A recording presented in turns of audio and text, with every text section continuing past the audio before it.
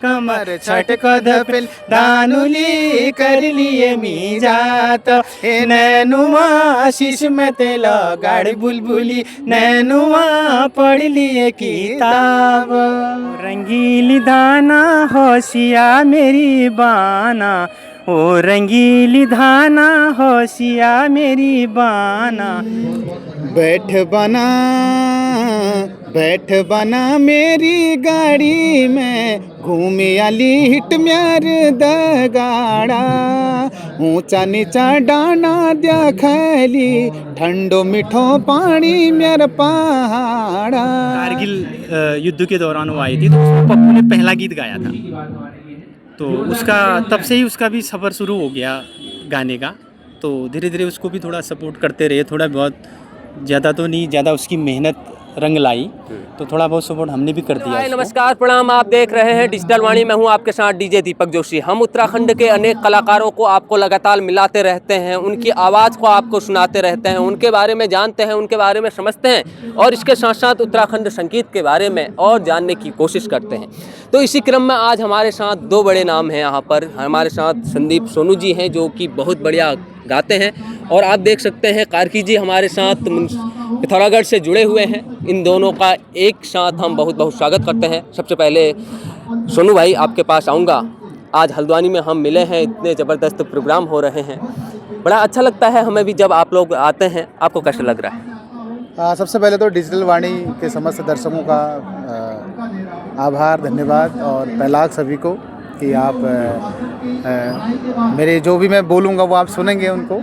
और बहुत अच्छा लग रहा है यहाँ के, आज हर मौसम हर साल आते हैं और 2 दिन से नहीं आ पाया था, लेकिन आज आना पड़ा मेरे को। मुझे कहा अपने क्षेत्र का प्रोग्राम है और देखने जाना पड़ेगा, तो मैं आज आया यहाँ। बिल्कुल, अपने क्षेत्र से एक ऐसा लगाव हो, चाहे कितनी ही किलोमीटर यात्रा करनी पड़े, वहाँ पर व्यक्ति आता है ताकि अपनी संस्कृति सभ्यता को देख भी पाए और अपने माध्यम से भी दुनिया तक पहुँचा पाए। तो हम बात करते हैं संगीत जगत की, बात कर रहे हैं शुरुआत में। तो आपका वह कौन सा दौर था जब आप इस संगीत जगत में आए? कौन से सन की बात होगी? कब, कितनी उम्र थी आपकी?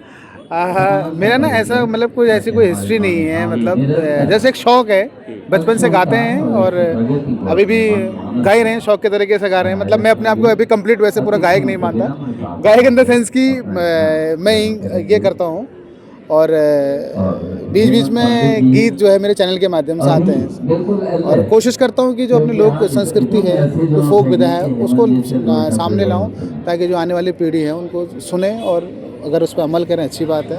और वो तो सब अपना अपना विजन रहता है सबका। जी बिल्कुल। आपको उत्तराखंडी संगीत जगत में सबसे बेहतर कलाकार कौन लगता है? वैसे सब अपनी अपनी जगह में बहुत बढ़िया हैं, बहुत अच्छा काम कर रहे हैं, लेकिन एक होता है ना अंदर से, काश ये क्या शानदार काम कर रहा है, हम भी यहाँ पर होते। किसे मानते हैं?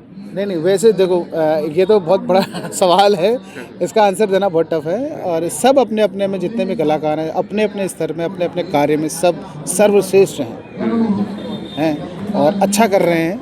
रही बात, अगर आप होते हैं कि आप किसी को सुनते हैं या फिर किसी को आप मतलब डीप समझने की कोशिश करते हैं, तो जैसे कि मैंने पहले भी बताया है कि जो हमारे बड़े दादा पप्पू कारगे जी, उनको मैं बहुत सुनता हूँ, उनके साथ भी बहुत रहा था और वहीं से शौक़ ज़्यादा हुआ।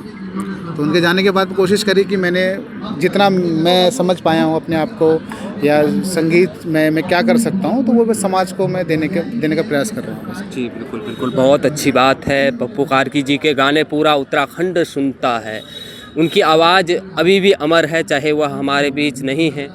तो बड़ा दुख भी होता है कि एक ऐसे कलाकार को उत्तराखंड ने खोया है। तो एक हमारे दर्शकों को दो लाइन एक गीत की सुनाएंगे, जिससे कि दर्शक भी और ज़्यादा मग्न-मुग्ध हो जाएंगे। नहीं, गीत किसका सुनाना? अपना गीत सुनाइए। तो जैसे कि दाजू हमारे अभी यहाँ पे कारके जी जिन्होंने गाना लिखा है, फिर उनसे बात नहीं, उन्हीं का गीत गाऊंगा मैं अभी।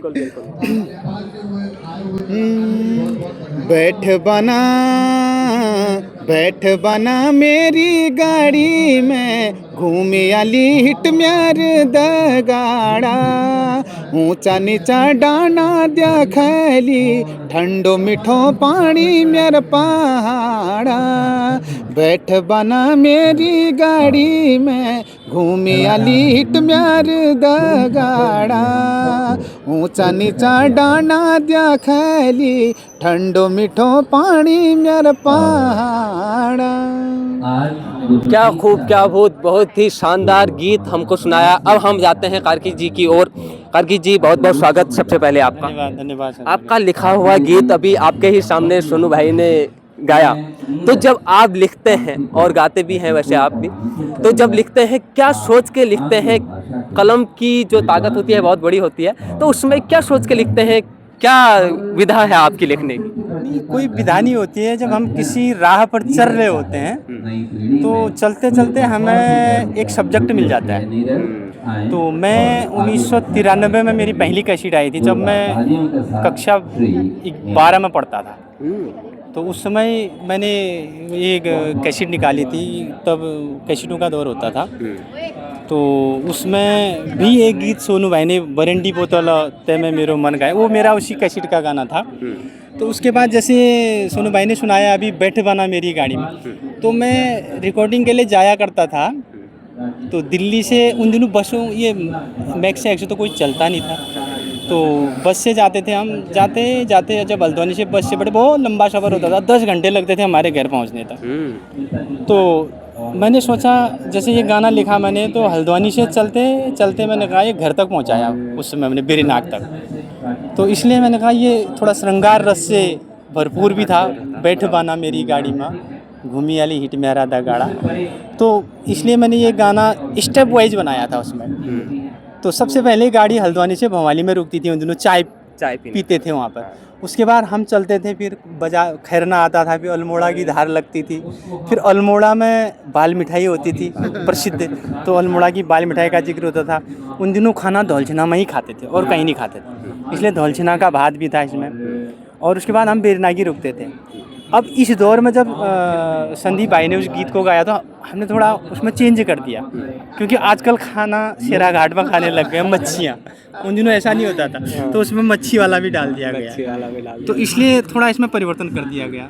तो लिखने का कोई सब्जेक्ट ऐसा कुछ नहीं होता है, चलते चलते बन जाते हैं मतलब कि।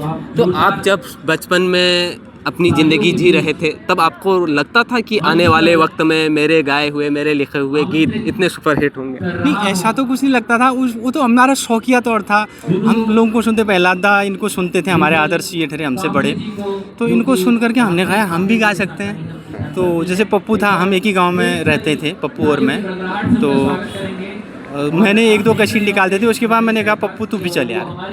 तो उसको भी मैं सबसे पहले, मेरी कैसेट में फौज की नौकरी मेरी कैसेट थी, 1998 में आई थी, और कारगिल युद्ध के दौरान वो आई थी। तो उसमें पप्पू ने पहला गीत गाया था, तो उसका तब से ही उसका भी सफ़र शुरू हो गया गाने का। तो धीरे धीरे उसको भी थोड़ा सपोर्ट करते रहे, थोड़ा बहुत, ज़्यादा तो नहीं, ज़्यादा उसकी मेहनत रंग लाई, तो थोड़ा बहुत सपोर्ट हमने भी कर दिया उसको। तो सबसे पहले हम ही उसको उस लाइन पे लाए थे, तो यही रहा बस। ज़्यादा हम, फिर मेरी नौकरी लग गई थी, मैं टीचर हूँ अभी GSC प्रेम नगर में, घर में ही। तो मेरे को टाइम तो कम मिलता है, तो इसलिए मैं कभी कभी गाने लिख देता हूँ, सुधार करता हूँ। जितने भी गाने अभी संदीप भाई ने गाए हैं, 3 गाने गाए हैं मेरे, तो वो मेरे पुराने गाए हुए हैं। एक बार जो अभी चल रहा है रंगीली धाना, इनका धानोली लश्का कमल तो 2 लाइन हमारे दर्शकों को आप भी सुनाओ धाना के। ओ रंगीली धाना होशिया मेरी बाना, ओ रंगीली धाना होशिया मेरी बाना, तास फैसना किला कची म्यार पहाड़ डाना, तास फैसना किला कची म्यार पहाड़ डाना, चौमसा हराल जैसी पुण्यो कैसी जूना, चौमसा हराल कैसी पुण्यो कैसी जूना, झन कर फसाना धाना तेरी बलाई ल्यूना, तेरी बलाई ल्यूना,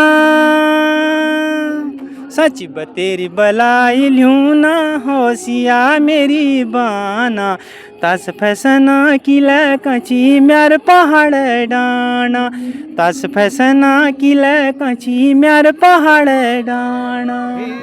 नुली लचका कमर छटका धपेल दानुली कर लिए मी जात नैनुआ शीश में तेल गाड़ी बुलबुली नैनुआ पढ़ लिए किताब। क्या खूब है, क्या खूब है। दर्शक तो हमारे झूम उठे होंगे। तो बहुत अच्छा लगा दोनों से मिलके। हमने आपको उत्तराखंड के अनेक लोगों से मिलाया है जो संगीत जगत की सेवा कर रहे हैं, अपने हिस्से की जिम्मेदारी को निभा रहे हैं। तो बड़ा अच्छा लगा हमारे साथ आप उतने दूर से हल्द्वानी आए, इस प्रोग्राम की शोभा बढ़ाई। तो बहुत बहुत धन्यवाद आपका। बहुत बहुत धन्यवाद आपका भी बहुत बहुत धन्यवाद। तो देखते रहें डिजिटल वाणी। आपका भी बहुत बहुत धन्यवाद। दर्शकों देखते रहें, हमेशा है डिजिटल वाणी। हम अनेक कलाकारों से आपको मिलाते रहें। इस समय के लिए इतना ही। नमस्कार, जय हिंद, जय उत्तराखंड, जय भारत।